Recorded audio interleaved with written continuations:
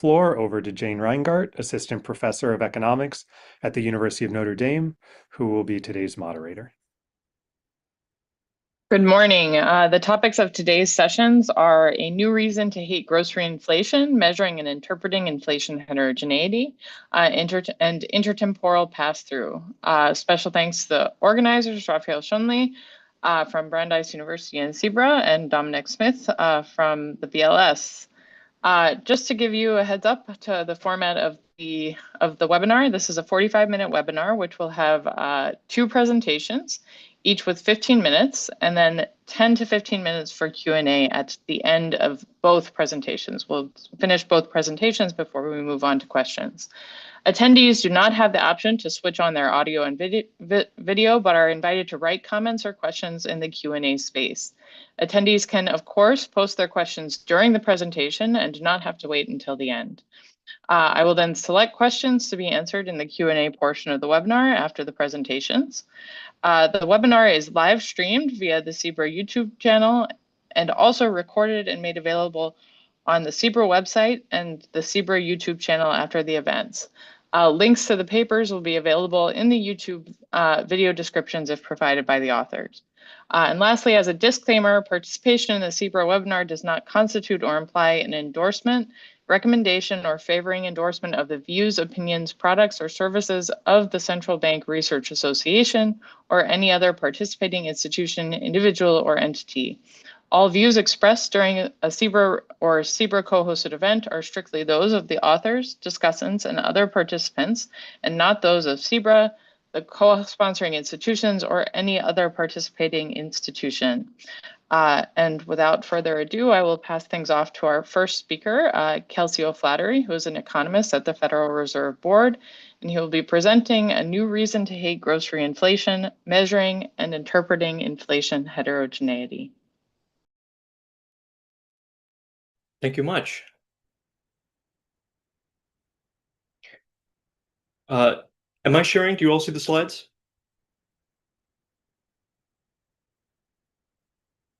Stop me if otherwise, but I'm excited to get I don't think we see your slides yet. Yep, not yet. I'll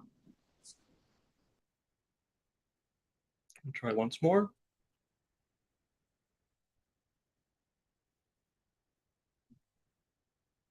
Okay, hopefully now. Yes. Okay. I'm very excited to get this work in front of you. I need to start it by saying that it is not the opinion of the Board of Governors or the Federal Reserve System more broadly, and it also reflects no input from Nielsen IQ, whose data we'll be using. But in this paper, I document a few, I think, very important facts about price changes and inflation in 2022 that I'm excited to get in front of you.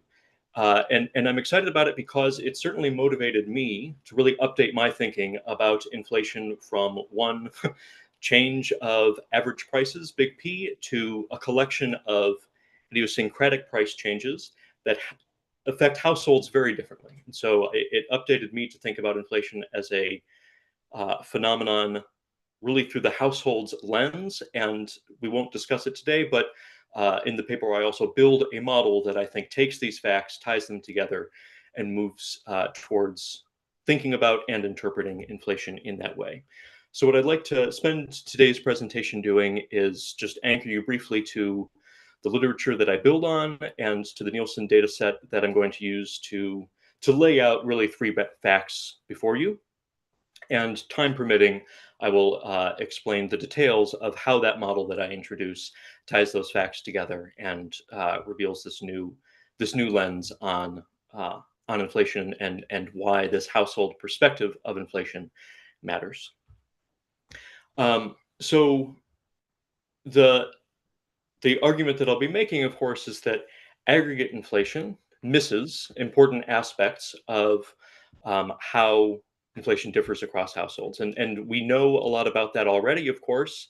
There's a very large literature about how inflation varies by income group. Inflation differs also by geography, by racial group, by age. And in particular, that literature has found that on average, year after year, some demographic groups experience inflation rates that are about 0.3 to a 0.5 percentage point higher than others. And those are very serious facts for us to be aware of when we translate, consumption to real consumption for these households. I'm going to plug in more closely to a literature that takes seriously also that inflation varies at the household level, not just by demographic groups. And I think the pioneer of that research is a paper by Kaplan and Schulhofer-Wohl, which told us that households pay very different prices for even for identical goods, and that manifests as an enormous spread of inflation across households. It's very much in that spirit that I'm going to be anchoring my work, but I'm going to focus less on the price channel than by arguing that households buy very different goods within a product category. So we should not think of households as buying coffee, but a particular variety of coffee. And when we take that level of detail, which is going to jump out of the facts that I'm about to present to you, you see that it is responsible for an enormous degree of heterogeneity that I argue it has a large welfare relevance that we need to be aware of. And obviously the facts also interact importantly with a lot of other literatures that we're just not going to have time to discuss today. The data that we're going to use to document these facts comes from Nielsen, now Nielsen IQ, and it contains two very nice data sets, the retail scanner data and the consumer panel data, that I'm going to use to get an exhaustive look at how prices are changing across individual goods on the grocery aisle shelves using the retail scanner data.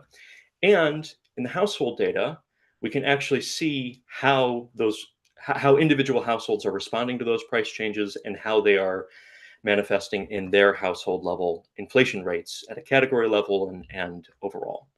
So it's really the ideal data set for this question. That data is divided into many product modules. So I've been using coffee, but they are about that granular. So coffee, frozen chicken, men's shaving cream, that level of modularity. And you can think of this as maybe one segment of a grocery aisle. In this figure, what I'm showing you is the first important fact, which is that within those grocery aisles, which I'm kind of ranking according to the interquartile range of individual goods price changes across these product categories. So within coffee, some varieties might have a price change of 2% between 2018 Q4 and 2019 Q4. Some varieties might have a price change of 5%. That's going to generate an interquartile range, say, of 3 percentage points in that category. I'm just going to place it, in this region of the figure. And I do that, again, for every product category to trace out this characterization of how dispersed price changes are across individual items within these categories in 2022. And I do this exercise again in subsequent years. And the first important fact that jumps off the page is that across all product modules, we saw uniformly a significant increase in how dispersed the price changes of individual goods became. So now, for particular varieties of coffee in 2022, we might have some varieties having a 5 percentage point change, some varieties having a 25 percentage point change. That is going to lead to this 15 percentage point interquartile range of individual price changes for a good that we generally, when we're computing inflation, abstract away from this item level detail and say coffee has a price change. So that's fact one, is that those individual price changes became much more dispersed in 2022. And that comes to us from the retail scanner data. Now I'm going to move to the consumer panel data and show you inflation rates and the distribution of inflation rates for 3 product categories in this chart: coffee, frozen chicken, and men's shaving cream.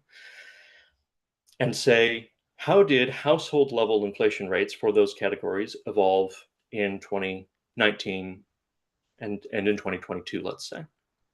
So that's what the box and whisker plots are capturing here.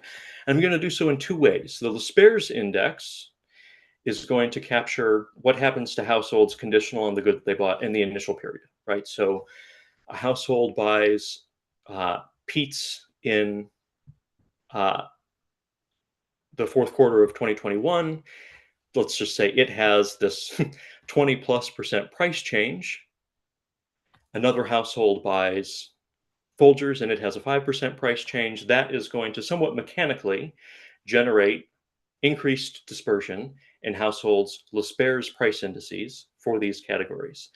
But the second important fact I document is that when we give households the opportunity to substitute away from those changes, my prior, when embarking on this project, was that we should see that dispersion create these substitution opportunities that households actually take advantage of. And if that happens, we should see their posh inflation rates, which use the good that they bought after the price change.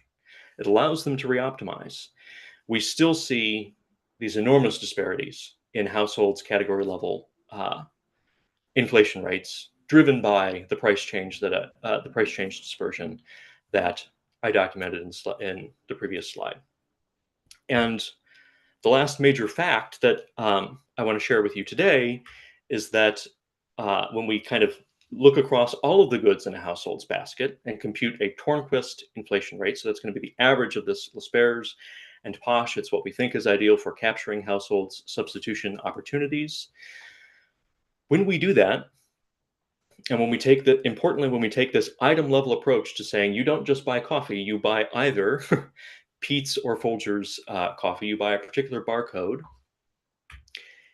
the distribution of households' inflation rates over their entire grocery basket became much more widely dispersed in 2022. So we did not just see a translation of the 2019 distribution, which is quite wide, by the way. Note that you have an interquartile range in 2019 of almost 1.5 percentage points. So this latent inflation heterogeneity that this item level reality generates is quite large. But you can see that when aggregate inflation rose in 2022, it became extreme. Okay, and so you have some households in a period where average inflation in this category is maybe 11%, who have a 15% inflation rate or greater. Right? This is I found this to be a shocking fact, and I think again it's an important one for us all to be aware of, and raises questions about how we think about the way households experience inflation. So let me then take us towards telling you about the model that I present in the paper that moves us, I hope, in that direction. So what I do is I give households idiosyncratic preferences. So instead of having that CES consumer that seems to view coffee as coffee and be very happy to substitute across varieties, you're going to have some households with these idiosyncratic preference structure have strong commitments to particular items in their basket. And that just simply modifying the model from the aggregate consumer to an individual household in that way, I think, in a way that makes at least my economic reality connects more closely with my economic reality, actually connects these facts quite nicely. When those households encounter this growing price change dispersion, it propagates through to their individual inflation rates because of their exposure to this much more volatile set of price changes than we capture by treating coffee as one big aggregate good. And when you take this approach, and whether it happens because of preferences or for other reasons, the bottom line of this model is that when you look at a household's actual grocery basket and the actual way that its price changes over this period, what you're identifying is how much more that household is paying for that bundle of goods, and therefore for the utility that comes from it, whatever it may be, right? And so that perspective, I think, is a very natural one to take, and a startling one, because it tells us that these facts have material welfare relevance. A household level grocery rate is capturing a budget shock. I document the properties of those shocks to find that if you had a bad inflation draw this period, it does not quickly mean revert. Your basket really is more expensive for a material length of time. Households actually do seem to respond in a way that is consistent with what this model predicts, which is to say they reduce real consumption when they're hit with such a shock. That's precisely the opposite of what I think the the typical prediction is, which is that households experience higher inflation, expect higher inflation, and in fact run out and buy more. But it is consistent with what households tell us they do when they're hit with high inflation, right? So I think that it's an important perspective shift. It certainly was for me, and I think it raises important questions for the literature more broadly that I hope many experience in this paper will help to develop in the years to come. So I think each of the facts themselves is quite surprising. The fact that these price changes became so much more dispersed in 2022 was really contrary to my priors, especially because we expect these goods to be so substitutable. The fact that it happened and that households still did not substitute in response is also a huge puzzle that warrants more investigation. And it also, I think, reveals to us important insights about households' perceptions about the costs of inflation and the reality that aggregate inflation might bring more disparate budget shocks to households, and we, policymakers should be aware of that. We as a profession should be aware of that, and especially if, as is being documented by emerging research, households are selectively attentive to extrapolating what happens in their grocery basket to beliefs about total inflation. They're asymmetrically attentive to getting a really bad inflation draw of, my basket seems to have gone up by 16% rather than 10%. What do I make of that? And they might be less attentive to when they get the symmetrically advantageous draw to say, oh, no, my basket only went up by 4%. So I'll end there and just say thank you for the attention. And I'm really looking forward to whatever discussion this generates. Great, thank you very much, Kelsey. Next, we have Ivan Yatsov, who's a research economist at the Bank of England, and he will be presenting his paper entitled Intertemporal Pass-Through. Can I check that everybody can hear me and see my slides? Yes, Stuart, looks good. Okay, great. Then I'll get going. Thank you very much for the invitation. My name is Ivan Yatsov, and I'm going to present this paper called Intertemporal Pass-Through. This is joint work with Michel Gassib and Boro Wanenkirtio. And I should say Boro and I work at the Bank of England, and therefore the usual disclaimer applies. Okay, so what is this paper about? This paper is about forward-looking pricing behavior. And that's really at the core of monetary economics. At the aggregate level, we have things like the Phillips curve, which relates, for example, inflation today to the expected future path of output deviations and output gaps. And at the firm level, the equivalent of this is the relationship between a firm's optimal reset price today to the path of expected future marginal costs. And what governs this relationship at the firm level is this parameter phi. And that's going to be the focus of the presentation today, which we call the microeconomic intertemporal pass-through, or IPT. So what we're going to do in this paper is we're going to ask how responsive are firm reset prices to expected future cost shocks? How does the IPT vary across firms? So what are the relevant dimensions of heterogeneity? And then finally, what are the implications for aggregate inflation dynamics? How are we going to do it? We're going to identify firm-level shocks to expected future marginal costs. And we're going to have two shocks here using some quasi-natural experiments. Firstly, the unexpected announcement in 2019 of a temporary import tariff regime in the case of a no-deal Brexit. And furthermore, the second one is an announcement in 2024 of an increase in employer payroll taxes that was announced. So both of these are in the UK. So with these shocks, we're going to estimate the IPT at the firm level using a large representative survey of UK firms, which is also going to allow us to study heterogeneities in the intertemporal pass-through across firms. And then finally, we're going to derive some aggregate implications of these micro-heterogeneities in intertemporal pass-through. What do we find? We have four main findings. The first two are on the data side. We find that the IPT increases in the average price duration and falls in the horizon of the shock. So firms with stickier prices on average have higher IPT, and firms that expect the shock to occur further out in the future have a lower IPT.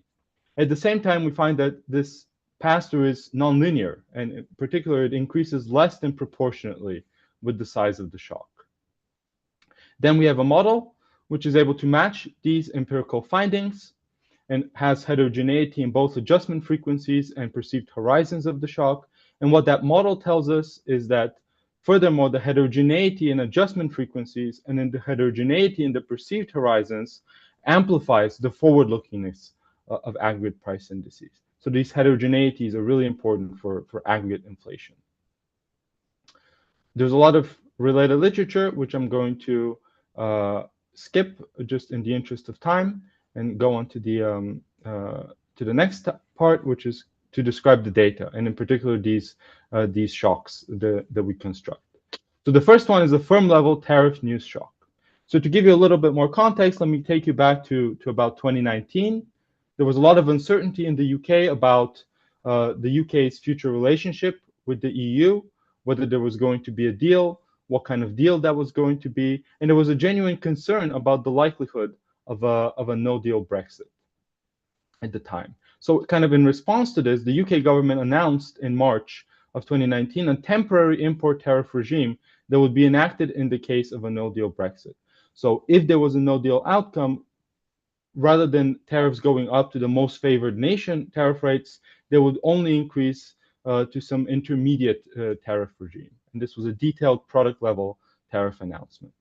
What we do is we take this announcement and we construct a firm level shock that combines the sectoral effective tariff change based on this announcement with firm level data on the perceived probability of a no-deal Brexit and firm level data on the import cost shares from the EU. So for firm I and sector K, our tariff news shock is a combination of this sectoral announcement, the probability of a no-deal Brexit, and the import cost share at the firm level. And this is what it looks like across sectors. So as you see, it's quite heterogeneous. In some sectors, like preserved meats and meat products, bakery and other products, it's quite large. But there's also other sectors for which had a much smaller news shock. Now, one thing you're asking yourself is, why is it negative? I thought tariffs are going up. They are going up, but the key thing is that the announcement is that they would go up by less than you were previously expecting. So even though they're going up by less than previously expected, and so the news component here is negative. Okay. The second shock that we construct is a firm level payroll tax news shock. So over here, the idea is that in the 2024 autumn budget, the UK government announced an unexpected increase in the employer national insurance contributions firms are paying. And this policy change had three elements: an increase in the main rate, a reduction in the threshold at which employers start to pay, and an increase in an offsetting allowance. The key thing is that it's a very heterogeneous effect on wage costs for firms across the wage distribution. For lower paying firms had a much larger increase in their wage costs than high paying firms on average. So what we do is, again, for a firm I in sector K and in some percentile of the average wage distribution, we combine this NICS increase, which we have for different percentiles, with the firm's labor cost share to estimate the shock. And this is what the distribution of that shock looks like across firms. As you see, again, very heterogeneous. A lot of firms had a relatively small shock, but there were some firms that experienced a pretty large shock to their costs following this announcement. So we have the shocks. How do we actually estimate their impacts? To do that, we use data from the Decision Maker Panel, which is a large economy-wide business survey. It's been running for about 10 years now, and it has a lot of useful information. Crucially, data on firm output price growth, as well as a number of additional variables that help us estimate heterogeneities in pass-through across different firms and across different sectors. And then the final thing on the data side is we have sectoral and firm level estimates of price duration. This is one of the key dimensions of heterogeneity. So we use CPI and PPI microdata to estimate sectoral frequencies of price adjustment. And we also have firm level responses on average frequency of price changes in 2019 and 2024. Okay, enough of the data. Now on to the methodology. How do we estimate it? So our empirical specification is the following. We have a fairly straightforward regression, which we estimate at the firm level using data from the decision maker panel. On the left-hand side, we have the cumulative non-zero log change in the price level between the quarter prior to the shock and the quarters after the shock. That's on the left-hand side. On the right-hand side, we have our main treatment, which is either the tariff news shock or the payroll tax shock. And we test for heterogeneities in pass-through of the shocks to prices. And then we have a bunch of firm controls and also fixed effects as well. Going on to the results. Result 1, we find that the IPT, the intertemporal pass-through, increases in average price duration and it decreases in the expected Brexit horizon. So if we look at this table and we look at column 5, what this is estimating is the impact of the tariff news shock on the price change relative to the quarter previous to the shock. And what you see is that as you vary the price duration of firms that have higher price duration or they have kind of stickier prices, they have much stronger and more significant pass-through of the shock to their prices. Firms with kind of the highest level of price duration of 20 or more months, they have a pass-through of above 60%. Whereas for firms with kind of more flexible prices, pass-through is not statistically different from 0. At the same time, we have data on when firms expected Brexit to happen. And we split firms into 2 categories, those that expected it to happen in 2019 and those that expected it to happen in 2020. And we find that firms that expected Brexit to occur in 2020, i.e. the shock to occur later, they have a much lower IPT, a much lower pass-through to their prices. So that's the first result. The second result is that it's nonlinear. So we find that IPT is concave in the size of the shock. So as the shock goes larger, the IPT increases, but less than proportionately. And that's shown in this figure. So now let me just take a brief second and give maybe some intuition on this result. So I think it's fairly well established by now that for contemporaneous shocks, pass-through is increasing in the size of the shock. So you have a big shock, more firms choose to change their prices, therefore pass-through is higher. But what we find is that for expected cost shocks, the intuition kind of reverses. And the idea here is that if you know you're going to have a huge shock maybe a year from now, then you're going to update your probability of adjusting prices when the shock occurs, and therefore the IPT, which is by how much you adjust today, goes down. So in the limit, if you have a huge shock a year from now, then you're going to kind of know that you adjust when that shock hits, and therefore the IPT is going to be 0. And then the final result is on the payroll tax shocks, where we find that IPT is also lower for firms that change prices more frequently, and it's also concave in the size of the shock as well. So what we find here, for example, is that for firms that have annual or half-yearly price changes, they have significant pass-through to their prices, whereas the pass-through the IPT is not significant for firms that have quarterly or more frequent price changes. And we also find this concave result as well. As the shock becomes larger in size, the IPT goes down. A number of robustness checks that I won't have time for. So let me just kind of go on to the model now in the last couple of minutes that I have. So the model overview is that we have a GE model with sector-specific probabilities of non-adjustment, which we calibrate to the data. And to pin down this theoretical IPT, we consider a common shifter to future marginal costs of all firms, which lasts for a fixed number of periods. This is to match the tariff announcement, for example. And we introduce a second source of heterogeneity as well in the perceived horizons of the shifter. In particular, we say that firms in sector K believe that the shock will occur in decay periods. And we also match these perceived horizons also to the data. Okay, so we have that. And what we have, therefore, is kind of our main proposition that the IPT in this model is given by this formula here. So what are the characteristics of this formula? Very, very quickly. And that's, if we focus here on the left-hand side, hopefully you can see my mouse, you can see that the IPT is decreasing in the size in the shock horizon in decay. So as the shock is expected to occur further away in the future, IPT goes down. And IPT is increasing in the probability of non-adjustment. That's down here on the left. So firms that have kind of a lower frequency of adjustment, higher price duration, they have a higher IPT. That's exactly what we find in the data as well. Furthermore, what we find is that the IPT is convex in both of these parameters. So it's convex in the shock horizons, and it's also convex in the probabilities of non-adjustment. And what that means is that there's some kind of really nice implications for the implications for aggregate inflation. In particular, what we find is heterogeneity in the perceived horizons by a kind of a Jensen's inequality argument that's going to amplify the contemporaneous response of aggregate CPI to a common shift in the expected future costs. And likewise, heterogeneity in the adjustment frequencies amplifies the contemporaneous response of CPI to a common shifter in expected future marginal costs. So heterogeneity matters and amplifies the forward-lookingness of aggregate inflation. That's kind of the key takeaway. And that's kind of what we find in this slide.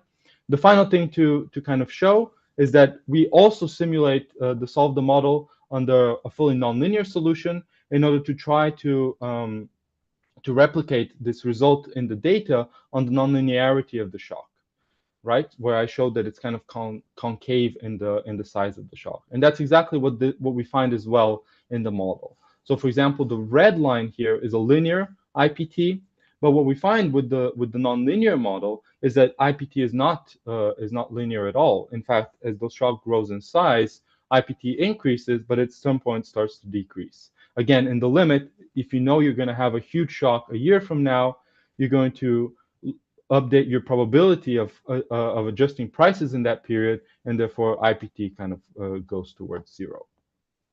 Okay, to conclude, we estimate intertemporal pass-through of future cost shocks using a large survey of UK firms in 2 quasi-natural experiments, a tariff announcement in 2019, and an announcement of an increase in payroll taxes in 2024. One was deflationary, one was inflationary. What we find is that IPT is increasing in price stickiness and decreasing in the expected horizons of the shock.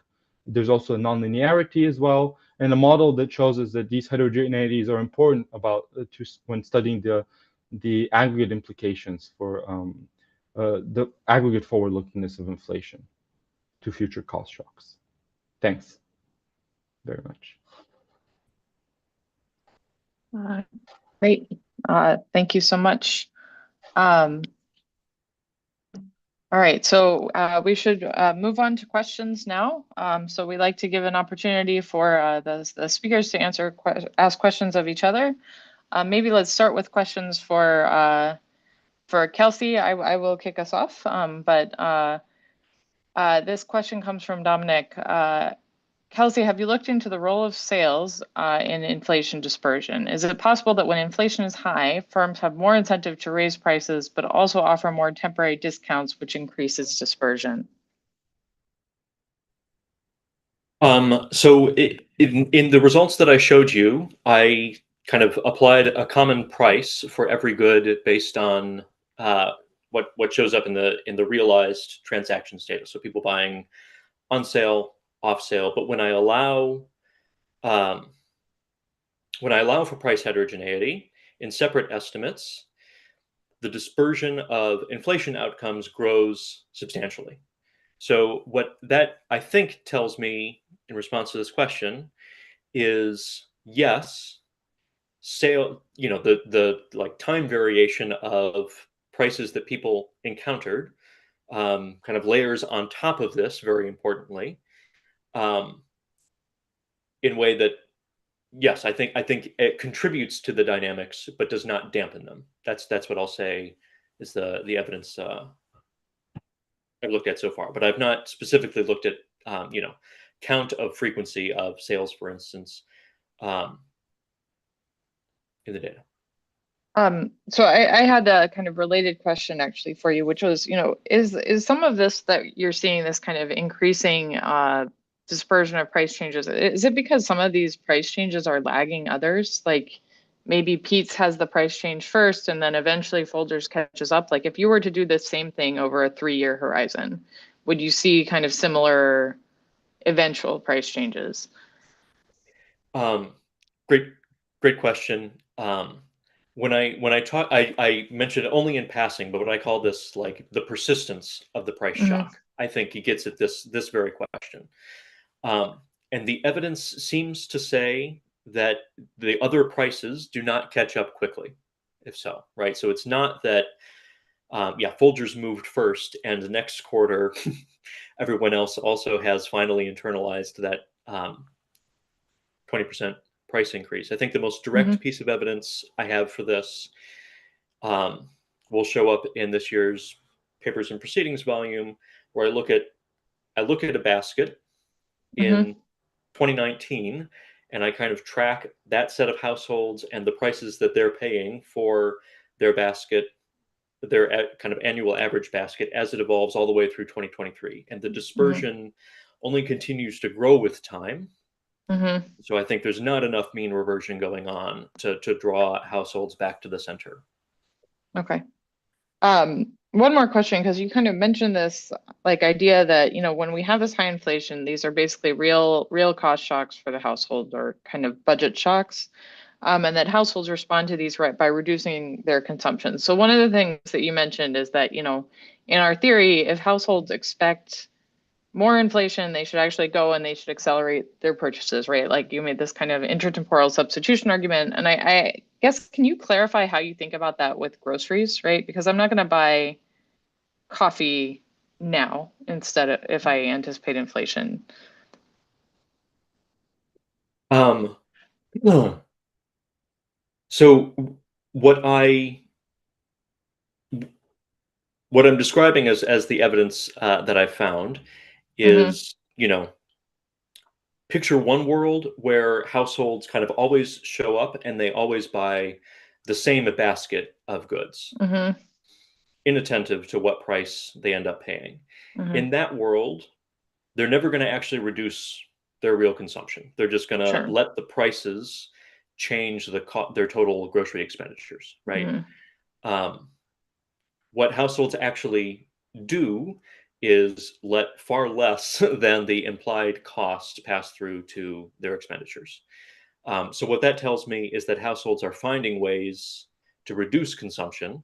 So maybe, even though I'm not switching my coffee brand, I am economizing elsewhere. I'm buying chicken instead of beef this week in order to keep my grocery budget fixed, despite the fact that the prices of many things in my basket have risen. So that's how I'm thinking of the way households reduce consumption in this world. Okay. All right. Very good.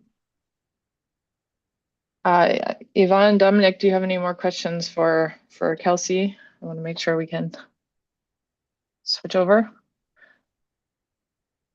Okay, so let's move to questions for Yvonne then. So we have a question here.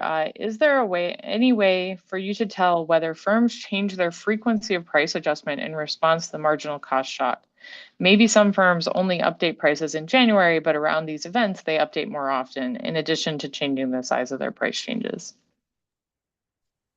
No, thanks very much for the question. I mean, we don't have like that high frequency data. When we ask the firms, for example, in the survey, we kind of ask them at particular periods about, for 2024 on average, rather than, having a time series on the frequency. But one thing I'll point out is kind of in the estimates, we're looking at kind of the non-zero, so conditional on kind of changing your price. We're estimating the IPT. So this is only for firms that are already kind of updating their prices.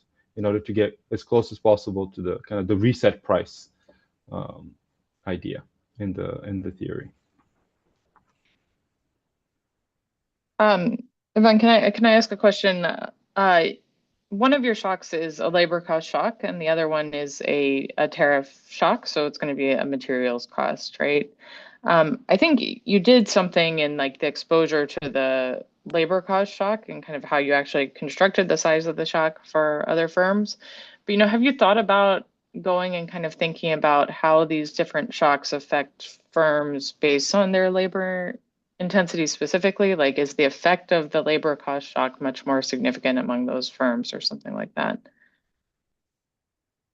Well, in some sense, we're kind of trying to capture Right. that in the construction of the shock, because, for example, firms that have, I think the biggest source of heterogeneity is, for example, are firms kind of high wage on average. Firms that are kind of low wage and are, for example, close to the minimum wage threshold.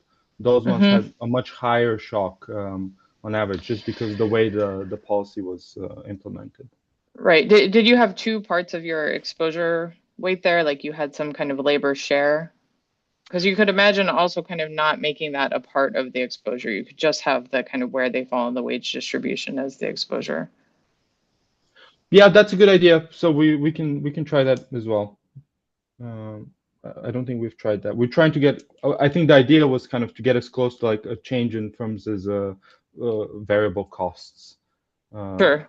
In order to estimate it, but we can try to test for the heterogeneity as well by labor costs, for example.